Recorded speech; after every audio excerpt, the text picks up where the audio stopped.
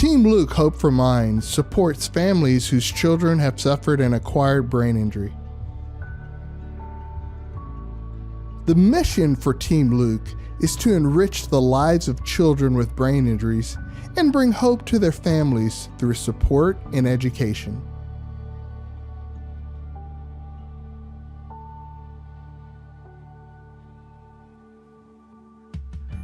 Tim played for the University of Arkansas, was a two-time All-American, inducted into the Razorback Hall of Fame, and also competed in all 4 Grand Slams.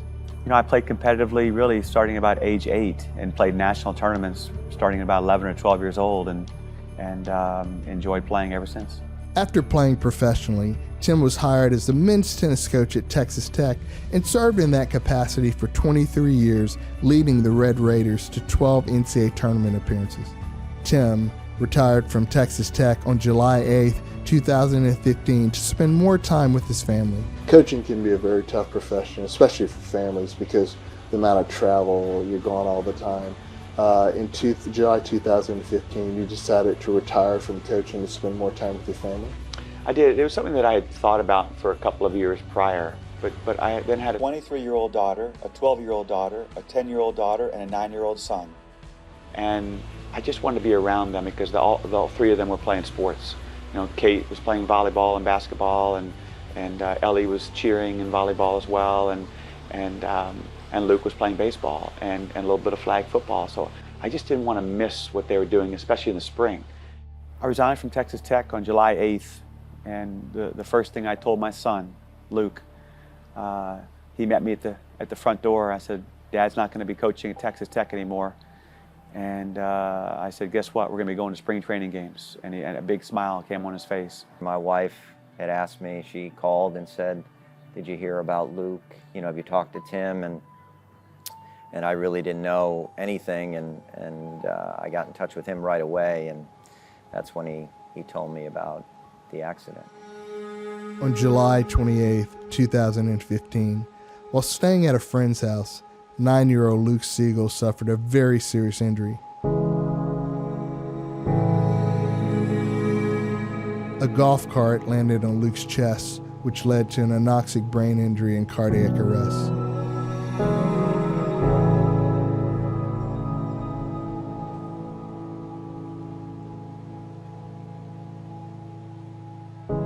I arrived at the scene a few minutes later, and about 5 minutes after we arrived at the hospital, a gentleman took my wife and me into a room, and he had told me that the golf cart that Luke was on landed on top of his head and his chest, and he suffered head and chest trauma and was in cardiac arrest for 7 minutes. So at that point, we certainly didn't expect what we'd heard, and our life changed from that moment on.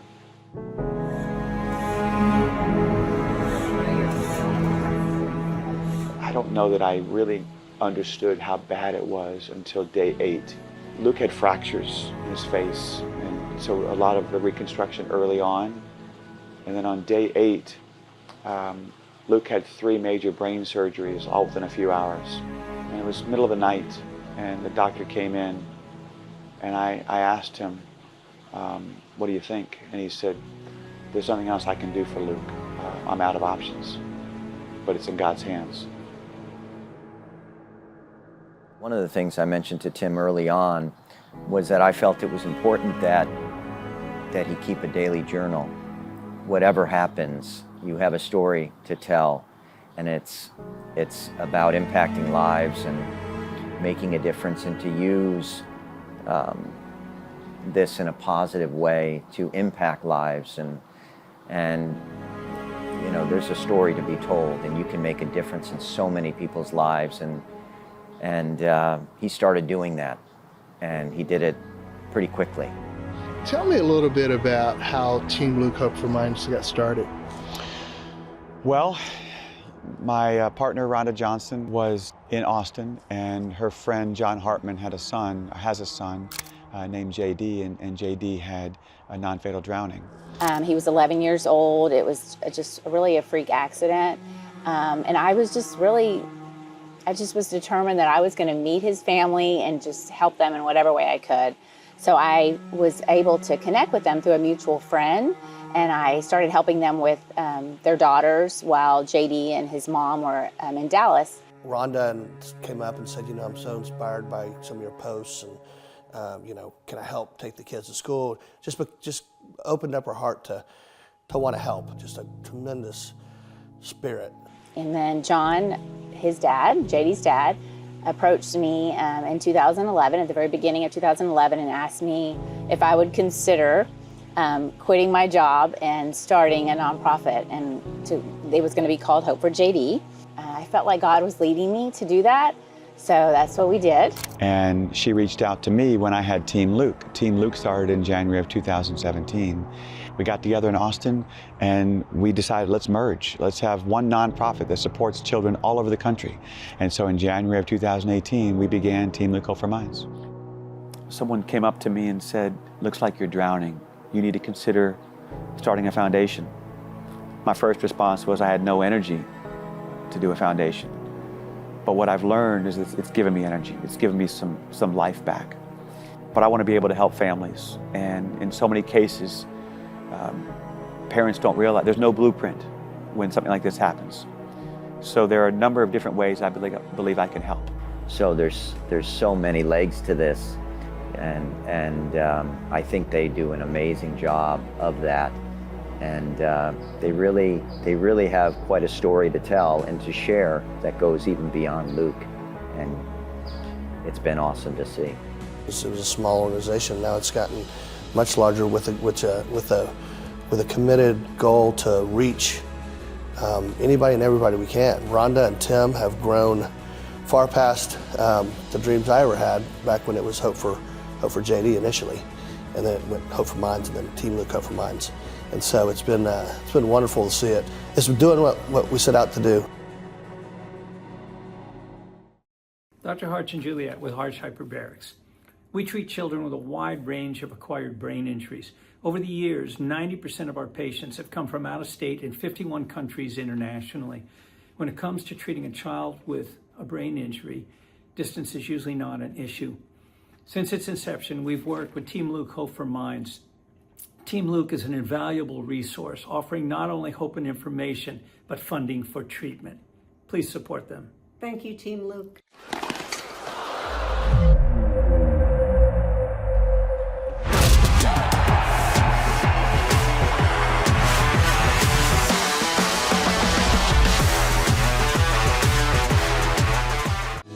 Are you, your friends, or someone you care about going through a tough time? Sometimes it's hard for people to know how to ask for help. Thankfully, there's support now. It's a quick, practical way supporters can provide relief in the form of money, meals, and more.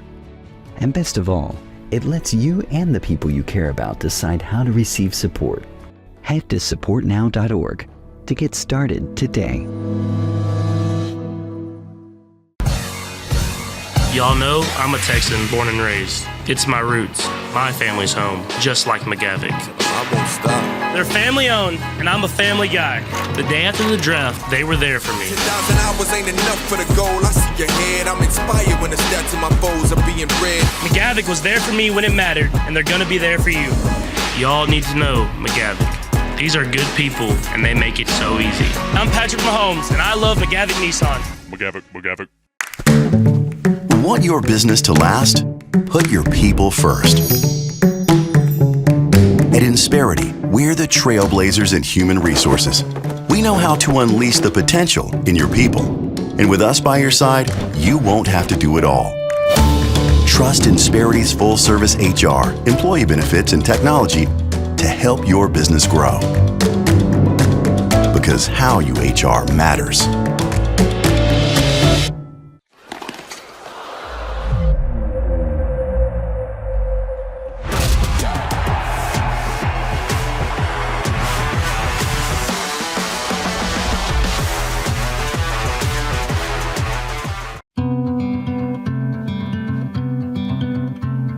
So Tim, how excited are you about the Team Luke Hope for Mind conference coming up tomorrow? You know, it's the most special 2 days of the year for us to have all these families come from all over the country to hopefully get hope, to to be able to make connections with other families and listen to presentations and be a part of the vendors and the resource fair. It is the most unbelievably heartwarming thing that we do all year. I'm very excited. Tell us how this conference came about. So this is actually our 8th conference, and each year we have just tried to do different things, add speakers, add just some fun things for the kids so they can enjoy the conference as well. And we just keep trying to make it better and better each year. To have all these families around each other where they all do get it, they understand it.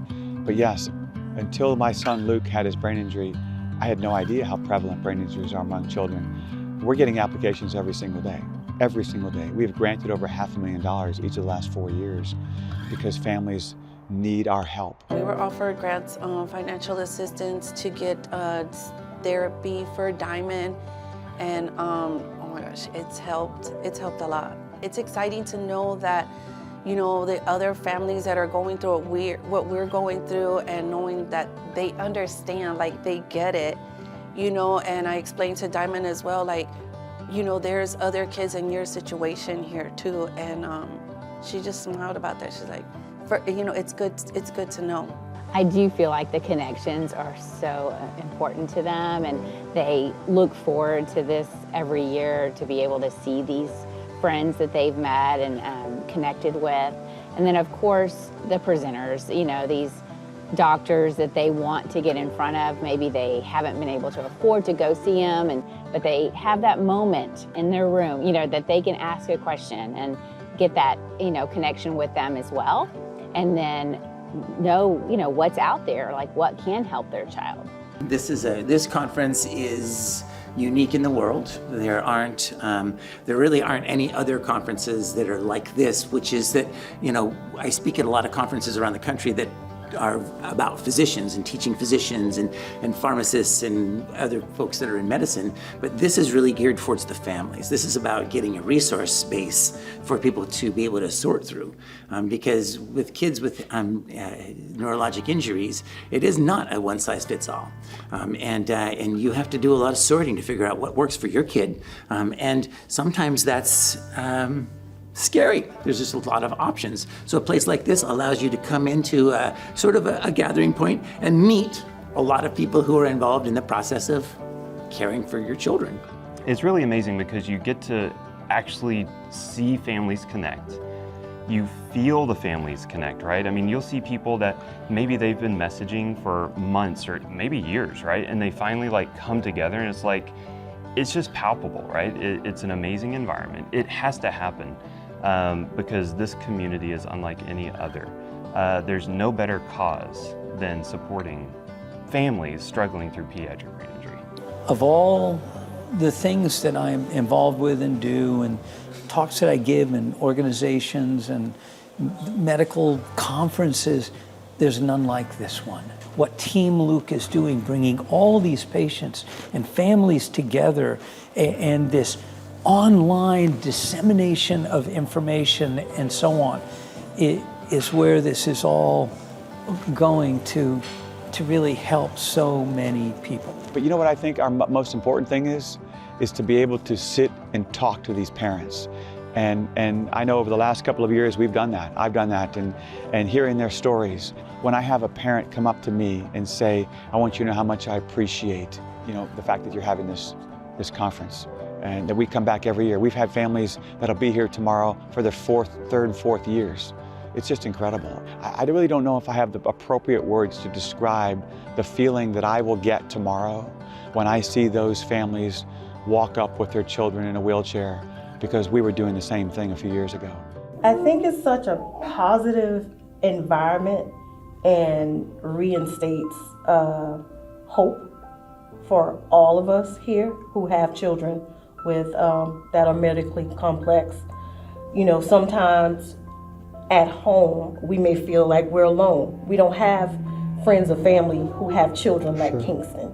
So coming here, meeting people, following them on Facebook, supporting each other, you know, that just means the world to us because we know we're not alone. So Stacy, what have you enjoyed about this conference so far? Being here attending the conference every year. I mean, for this year, it's been like so informative, so educational, and again, giving us hope for Diamond that, you know, she can get through this and that there's still help out there for her. I will say the first time I attended, I thought there was kind of an air of heaviness at the start of the day, you know, which makes sense. There's a lot of trauma. Sure. It's very deep, personal, life-altering, nightmarish trauma that is all collecting in one space, in one bubble.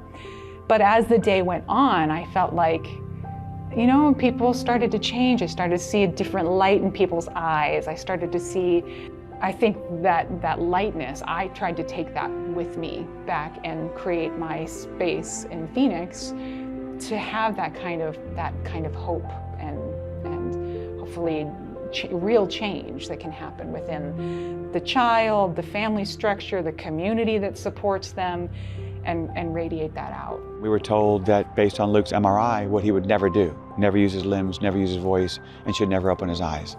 He did all three.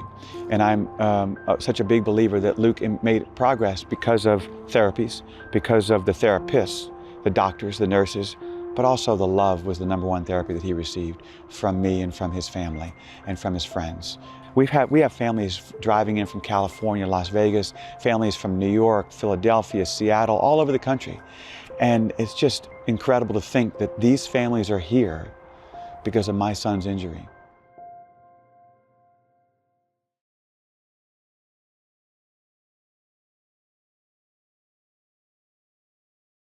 You know, I think one thing that gets lost in all this is the families. Not necessarily the kid who actually suffered the injury, but the effect it has on the entire family, the siblings, the parents and stuff. Talk a little bit about what you provide for them. Yes, it's been great to be able to connect families. I think that is another one of the most important things is, you know, for them not to feel alone and to know that there's other people that are actually walking a very similar road. You know, a lot of people ask me or tell me how inspired they are by Luke and by the help that Team Luke gives. It really can be reversed. These families inspire me. They make an impact on me because the admiration and respect and the love I have for these parents, because the amount of work that it takes every day to take care of their child, to be there for those children's siblings, for their spouse, therapies. I can go on and on. It is 24 hours a day, every single day. So you said you had quite a story. Why don't you just tell a little bit of how you got here and just kind of what actually happened to Stacy? Okay, so what happened with Stacy, she was 7 years old and she had severe pneumonia due to an upper respiratory virus. And she got put on an intubator and life support to help her, and she ended up having a major brain injury 5 days in. So tell us the story of what happened to Kingston. Yeah, so I had a full placental abruption March of 2022. And we were rushed to the hospital.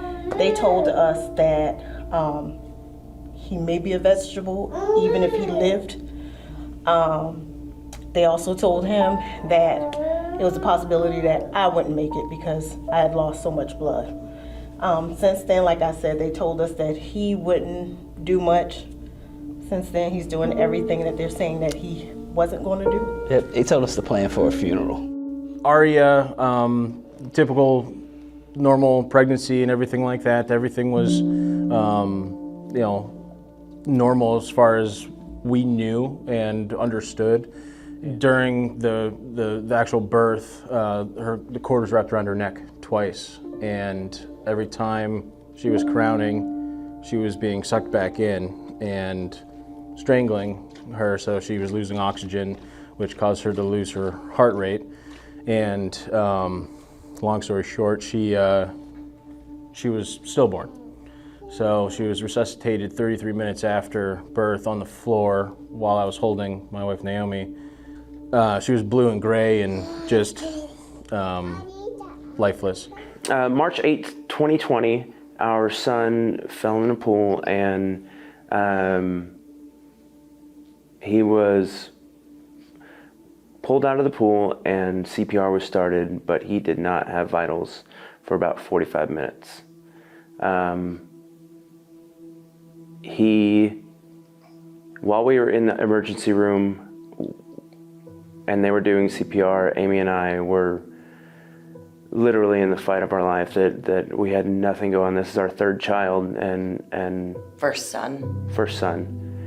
And the emotion it was of realizing that, you know, I'm carrying my lifeless son's body to the ambulance. How old was he at the time? 19 months.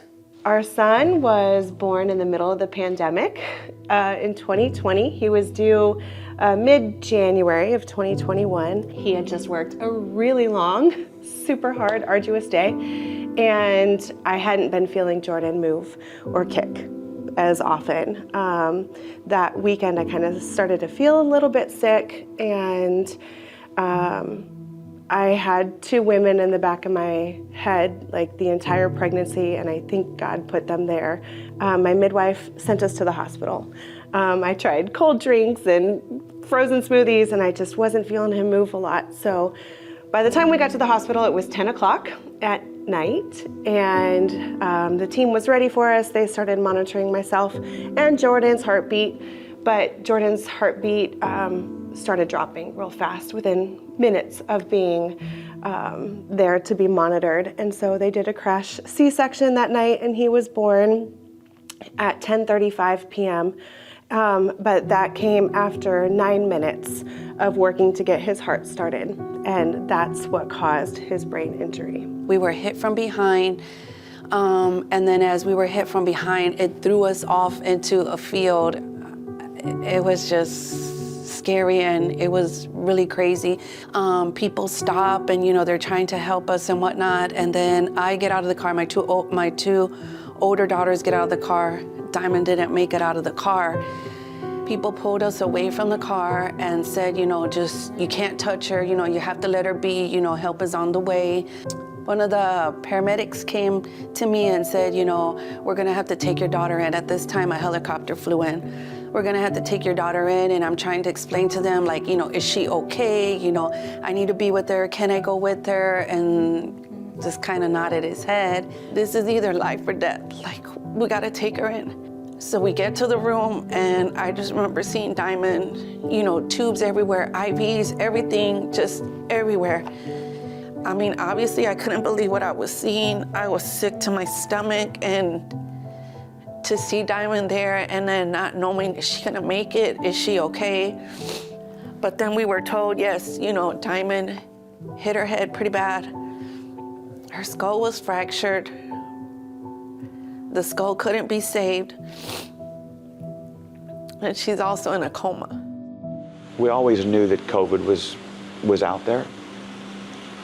I knew in my heart he was never going to get COVID because we're going to change the world together. Luke's going to speak. So I knew he was going to talk. And in the middle of August of 21, he got COVID, but I was still quite confident, maybe naive again, that he'd be okay. I sensed that things weren't right. More breathing treatments. And then on August 18th, I took Luke to the ER.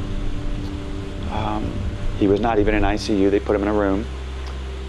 My wife stayed with him that night, and I went home. And at 4:30 in the morning, the next day, I got a knock on my door, get to ICU. On my way to the hospital, I heard a voice. You're gonna be okay, but Luke's not gonna make it. And I fought that all the way to the hospital. The first person that I saw when I got to ICU was the doctor. She came up to me and she said, I don't know if your son's gonna make it. I said, I know. And at 8:39 that morning, a couple hours later, Luke passed away.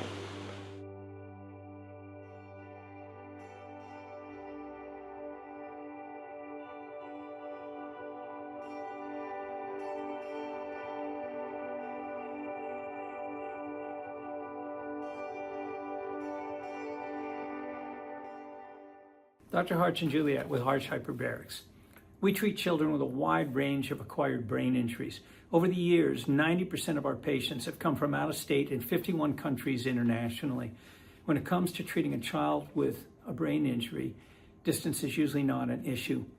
Since its inception, we've worked with Team Luke Hope for Minds. Team Luke is an invaluable resource, offering not only hope and information, but funding for treatment. Please support them. Thank you, Team Luke.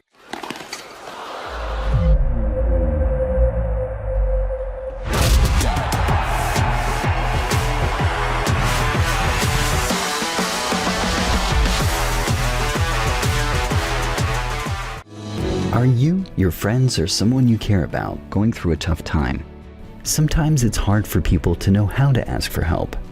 Thankfully, there's support now.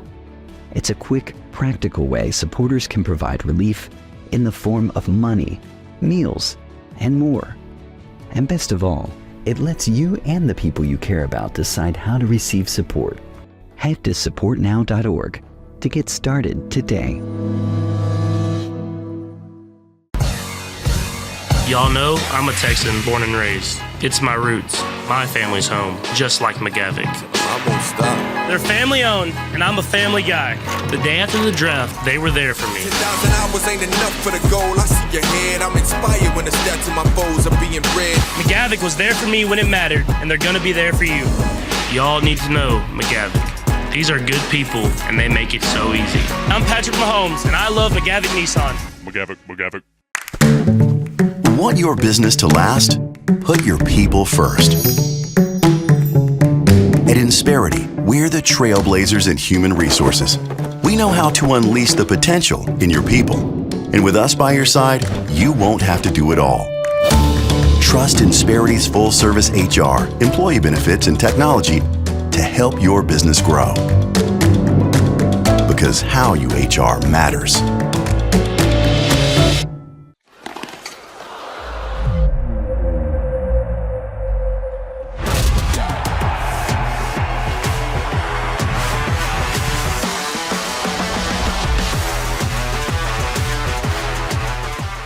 Dr. Phil, what are your thoughts on Tim Siegel and the Team Luke Hope for Minds nonprofit and what they're doing for kids with brain injuries?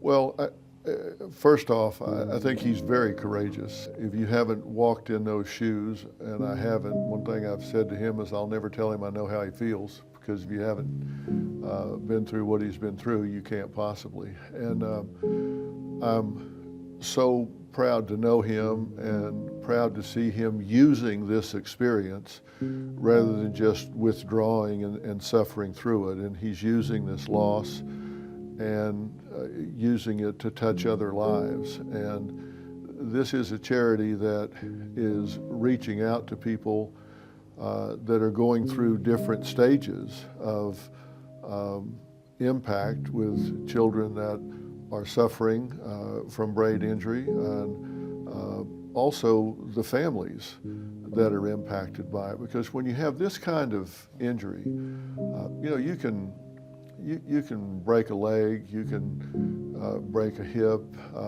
you can even have a spinal cord injury that leaves someone partially paralyzed or whatever. But when you have a pediatric brain injury, you're talking now about a life plan, and this is something I've worked with a lot in my career. This impacts everyone. It's not just the young person that's impacted. This impacts the entire family. It changes everyone's journey through life. And this is something that Tim and his charity have endeavored to reach out and touch people with. One of the things that I love most about it is the parent-to-parent mentoring part of the outreach, because these are people that are maybe a little further down the pathway than a parent that's entering this for the first time. And they can tell, look, here's what you're likely to experience, here's what siblings are experiencing. And it gives the support that they just can't get from anywhere else. And it's a really amazing organization, and I'm very proud to know Tim, very proud of the work that they're doing. You know, it's interesting because I had no idea how prevalent brain injuries were in kids. What advice would you give to parents and just people in general about these type of situations and how to prevent them? We can't keep our kids in bubble wrap. We just can't. And you know, most of these injuries, as you know from working with Tim and this foundation, is 0 to 4 years old is a real at-risk group. And we also know that boys are 1.5 times more likely than girls, but then as girls get into their teen years, they become really at risk. So people don't think of all the ways this can happen. It can happen through non-fatal drownings, it can happen through car wrecks, it can happen through domestic violence, it can happen through sports, it can happen through choking, because it doesn't take trauma necessarily. It can, any kind of oxygen starvation as well as closed head trauma. There are so many, unfortunately, ways that children can have their brain functions impacted. We just need to be aware of all the different ways that this can happen to children. It is amazing how the focus can be on the one kid that suffers an injury, but the other kids suffer as well. What do you recommend? As I said, when you have a brain injury, this becomes a very high maintenance situation, and you have to develop a life plan for this child depending on the severity and what all is impacted and involved. And it's one of those situations when you make the investment in supporting that child, it's almost impossible for it not to be at the expense of the other children and at the expense of the marriage. And the best thing in the world you can do is to sit down and talk about that. Oftentimes, parents feel an extreme amount of guilt if the child has had a brain injury and they go, what could I have done? What if I'd done this? What if I'd done that? How could I have protected the child? How could I have done something to avoid this or whatever? They feel guilty, and so they want to put everything into remediating this if they possibly can. And whether they feel guilt or not, just the actual real world demands are very high. And so the other children do suffer, and they, of course, have great empathy, typically, for their sibling. But across time, they can feel neglected and can actually be neglected, and resentment can build up. The best thing in the world you can do is sit down and talk. Talk to your spouse about the toll that it's taking. Talk to your children, your other children, and let them give a voice to their feelings. Well, Dr. Fell, I want to thank you for taking the time to support Team Luke Hope for Minds and taking your time to really have this interview.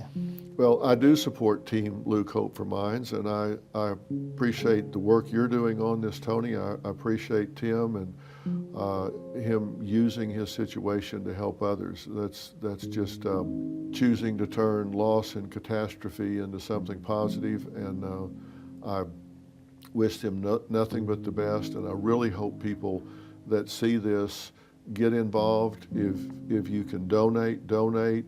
If you have time to give time. Do something to help those. But I think old sayings get to be old sayings because they're profound. And the old saying, but for the grace of God go I, we need to recognize that we could be in this situation and we can help others if we'll just reach out and do it. So, Tony, thank you so much. Appreciate your time. Appreciate it. Thank you.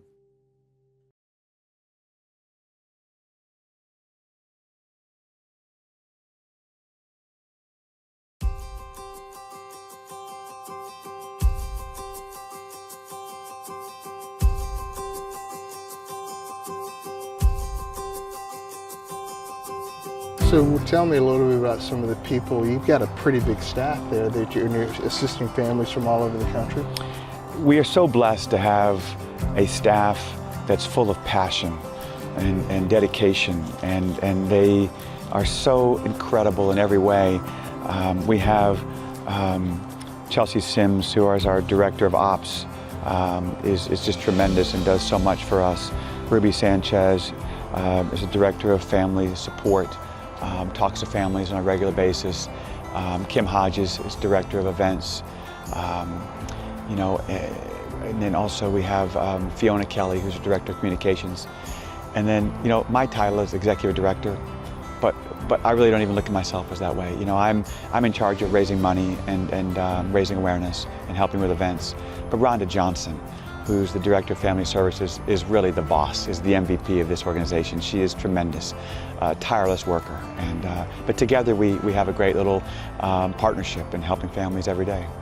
Yeah, I am the Director of Operations, so I do a lot on the back end. I help pay for the family's therapies, their living expenses, all of their expenses that they need to be paid with the financial assistance grants. I have about 77 families that I'm coordinating all of their travel, as far as their airfare, flights, food, gas, and then getting them reimbursed for all of that. So tell me, how did you get involved with Team Luke Hope for Minds? My son went to therapy at the same place that Luke did his therapy, and I got to know the Siegel family through therapy, and Tim called one day out of the blue and said, "Would you like a job?" And that was about 6.5 years ago, and it's been an amazing experience, and I give it all to God because it was definitely a God thing. It's interesting because I had no idea how prevalent brain injuries were, especially in kids, and it seems as though there's no blueprint when something like this happens. How have you helped assist families, and tell us a little bit even about your story and how you gain access to information and hope? Well, the first thing is when someone hears about us, and that could be on social media, that could be word of mouth, from some of the therapies such as hyperbaric oxygen, stem cell, laser therapy. These facilities will contact us because most of what happens to these children, a lot of the therapies are not covered by insurance. And so we're able to provide financial support. But when the applications come in, and then at some point, Rhonda talks to the families, I talk to the families, because the one thing that we all, as a father of a child who had a brain injury, is that, you feel isolated. You feel like you're by yourself and no one gets it. Well, of course, how can you get it unless you've been there? And for this conference, for example, to have all these families around each other where they all do get it, they understand it. But yes, until my son Luke had his brain injury, I had no idea how prevalent brain injuries are among children. We're getting applications every single day. If there's something you want the average person watching this documentary to know about Team Luke Hope for Minds, what would that be? I think number one, it's a national organization. It started in Austin and Lubbock, but it is a national organization. We are helping families all over America, each and every day. And I think the second thing, of course, is that brain injuries among children happens every day. Every 9 seconds, there's a brain injury among children. We see families who's had an accident like my son, a golf cart, ATV accident, non-fatal drownings. We see far too much. We see those more than anything. Car accidents, accidents at home. We see it all. And I never truly understood the amount of families that are experiencing this each and every day. And I think that's number two, for families to understand, or for people to understand. The third is that we want to provide financial support, we want to provide education, and we want to be there for families all over the country each and every day. Tell us a little bit about some of the celebrities that have been involved in helping Team Luke Hope for Minds. I think about a little kid that I met when I was at my time at Texas Tech. His name was Luke Siegel. He was such an impact in my life, and I want to make sure his family knows that this part comes from him. It comes from him and what the impact that he made with me. How do you somehow figure out or somehow explain how amazing that was to me when I saw that on ESPN, that the reason Patrick Mahomes has 15 of them homies is because of a little boy named Luke Siegel.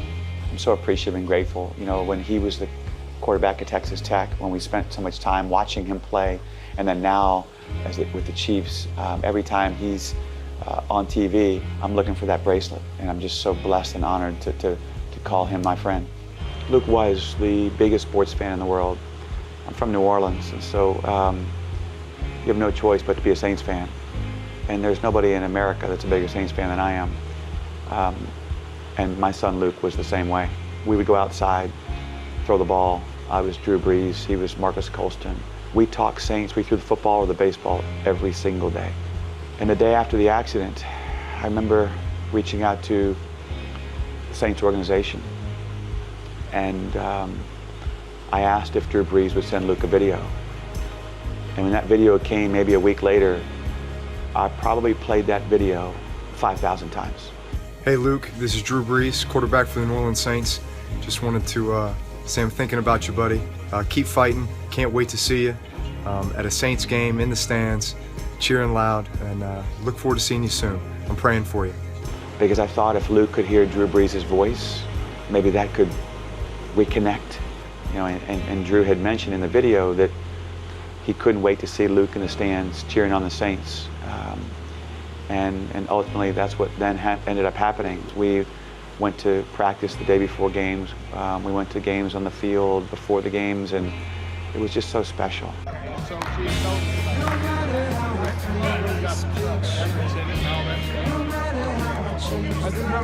the man right here, Luke, huh? Spirit of the game. My most favorite moment was when Drew had asked us to go in the end zone with Luke's friends. Drew threw a pass to Luke's friend in the end zone and handed it to Luke because he had promised us he would throw Luke a pass. What I think we have to be careful of is putting an athlete on a pedestal, calling them a hero. Drew Brees deserves to be a hero. Hello everyone, my name is Drew Brees. Thank you for being here to celebrate the life and the legacy of Luke Siegel. I know that he touched each and every one of us in a different way, and we all have a very special connection to him and to his family. At this time, I'd like to speak directly to Luke. Luke, I can remember the first time I met you. It was at Saints practice before a big game, one in which we probably weren't supposed to win. And I can remember looking at you and saying, Luke, you're a good luck charm. Because you're here, I've got a great feeling about this one. We ended up winning that game, and then there were many, many more after that you had a chance to be a part of and experience and bring us through. You were certainly our good luck charm. I'm a better person for having had a chance to know you, and I know the best of you will live in all of us for the rest of our lives. God bless you, and God bless your family. You know, having played professional tennis, I'm still friends with some of the tennis players out there, and we've had Andre Agassi, who has just been tremendous to us, John Isner, Andy Roddick has done a couple of events for us, Brad Gilbert, Jimmy Arias, Justin Gimelstob. I can just go on and on. The tennis community is a close-knit group, and so the tennis world has been special. Hey Luke, it's Roger here. I just wanted to let you know that you have to stay strong, and I'm behind you, and I'm part of Team Luke. Take care. Hey Luke, what's going on? This is Novak.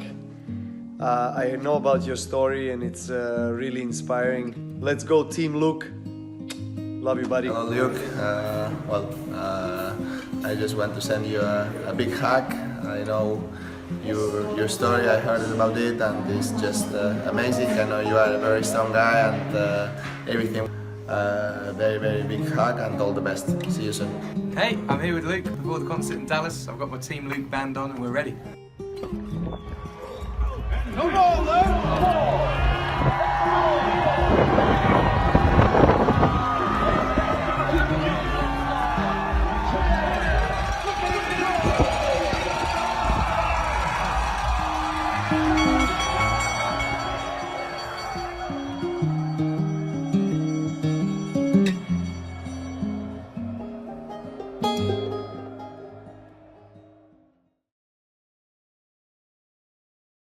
The biggest thing they said was he may never talk again. I was at the barn and I heard it. I heard the noise and I just knew what happened. He got kicked in the side of the head. It seemed like every person in the hospital just had this look of remorse and pity on their face for us. 19, 20, easy. Dr. Crawford was the first person to give me hope and tell me that options are limitless with him. So better. You are doing so much better. Yeah. I'm doing so better. I know you are. Every day. Every day you are doing so much better, my friend. Why are you doing so much better? I don't know. Because you're working so hard? Mm-hmm. You are working hard. His speech has really blossomed, and they told us he may never talk again, so that's really cool. I feel like there's no limit to what he can do, and I don't think that would be the case if we hadn't found this place. Oh, thanks.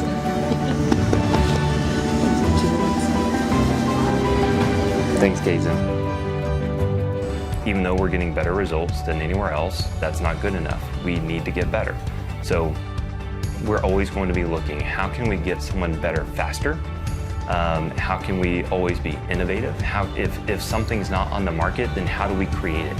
How do we design it? How can we continue to push patients in the right direction, whether it's education, innovation through products or methodology or whatever it is. We will not stay still. We will always push and innovate and try and make the world a better place. So you've expanded a lot over the last 7 years. Tell me some of the things you need to keep growing, keep getting the word out, and keep helping families. You know, we want to be able to help every family financially. But what we do know is we have to raise money each and every year, more than the last. And we have events all over the country because events are a big part of how we raise money. John Calipari, Arkansas basketball coach, came just recently to do an event for us. So events are important. We also have mission partners where people can give up to $2,500, $5,000 or $10,000 to be a mission partner. And then we're also, of course, looking for individual donors. And that's what I do in Dallas, you know, is try to reach new people, spread awareness, and also to help raise money. Because, listen, the bottom line is we want to provide for everyone. We can't do that unless we raise the money. The hope aspect is again, like she said, not just the different avenues of the doctors and everybody that's speaking, the therapists and everything. It is so much more than that when the leader of Team Luke has gone through it as well and understands what parents need and would like to see. It all comes together perfectly to give the hope of not just her life being better, but everybody's life, parents' life being better with everything as well. When I see someone walking with their child, obviously I'll go back to, I was one of those dads too. But I also know this, that there's a key word, and that's hope. Team Luke Hope for Minds started because of J.D. Hartman and because of my son Luke. And I remember last year telling families that if Luke did not have his accident, we wouldn't be here today. But I also want people to understand is that every family that has a child with a brain injury is looking for hope, clinging to hope, because there's a lot of unknown. Hope's a big one. You know, you always have a vision for what life is going to bring, and you know, the main thing through all of it, we've always said, is like, just as long as we're happy, you know, no matter where we go in our gains and in recovery and rehab and whatever we learn along the way, everything happens when it's supposed to happen. And like, we gain these little bits of knowledge and this information, and we gain friends along the way when we're supposed to. And then that just breeds hope. You know, that breeds a future. Families will be around each other who understand what each of them are going through. And that alone will give others hope, because there's no blueprint, A to Z. We have a resource guide for families, but what is it that I need to do for my family, for my children, for my child with a brain injury? And so it's very powerful. These 2 days are so emotionally powerful and it's such a high for me that I know that when it's over, there'll be a bit of a letdown for me because we are gearing up. This is our Super Bowl. This is what we are looking forward to. Our staff, so full of passion, after these 2 days, are just absolutely blown away by the stories from families. There's a lot of, so last night in particular, I was talking with a mother who's new to this, and she's in the medical field. And her eyes are being opened in a way that, the veil's been lifted, right? Team Look Hope for Minds lifts the veil. So that we can see that, yes, our prognosis might look grim. You know, yes, our child might have lost their heartbeat and they're not the same child that they once were, but for us, I'm not gonna give up hope on Isaac, are you? No. And as long as we don't give up hope, we're gonna need Team Luke.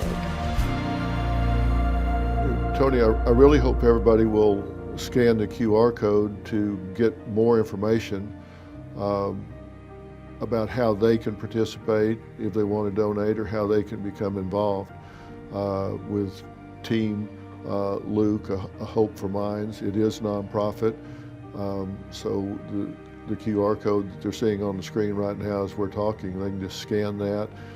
It'll open up and show them how they can get more involved and participate or make donations if they want to. So hopefully they'll see the QR code and scan it.